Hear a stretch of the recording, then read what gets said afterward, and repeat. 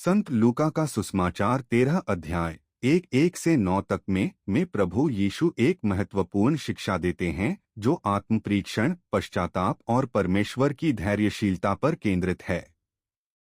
यह खंड हमें एक दृष्टांत के माध्यम से चेतावनी देता है और साथ ही आशा भी प्रदान करता है।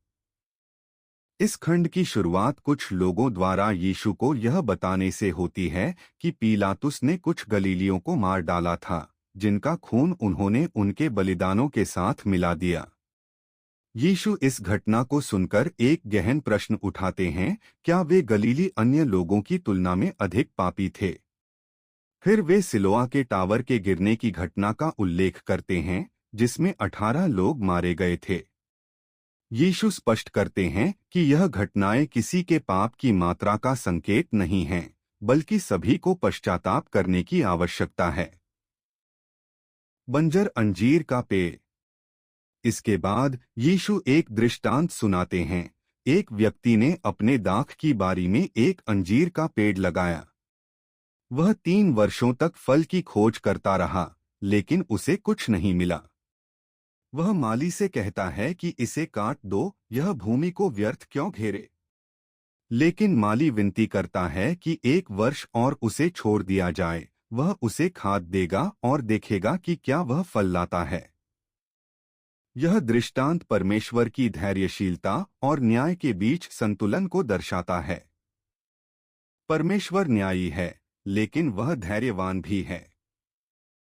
वह हमें समय देता है कि हम अपने जीवन में फल उत्पन्न करें, आत्मिक फल, प्रेम, दया, नम्रता और सेवा। एक पाप का सार्वभौमिक स्वरूप। यीशु स्पष्ट करते हैं कि कोई भी व्यक्ति दूसरों की तुलना में अधिक पापी नहीं है। सभी मनुष्य पापी हैं और सभी को पश्चाताप की आवश्यकता है। यह हमें दूसरों के दोष देखने से पहले अपने जीवन की ओर देखने की प्रेरणा देता है। यदि तुम पश्चाताप न करोगे तो तुम सब भी वैसे ही नाश हो जाओगे। यह वचन हमें चेतावनी देता है कि आत्मिक परिवर्तन अनिवार्य है। केवल धार्मिकता का दिखावा या बाहरी कर्म पर्याप्त नहीं है। 2 परमेश्वर का धैर्य। अंजीर के पेड़ की दृष्टांत में माली का आग्रह परमेश्वर की करुणा और धैर्य को दर्शाता है। वह हमें समय देता है, अवसर देता है और हमारे जीवन को सुधारने के लिए अनुग्रह प्रदान करता है।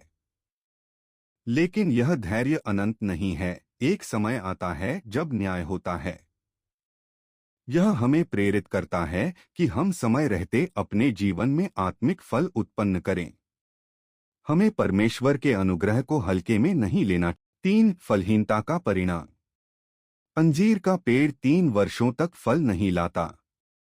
यह एक चेतावनी है कि यदि हम अपने जीवन में आत्मिक फल नहीं लाते, यदि हमारा जीवन केवल बाहरी धार्मिकता तक सीमित है, तो हम परमेश्वर की योजना में बाधा बन सकते हैं।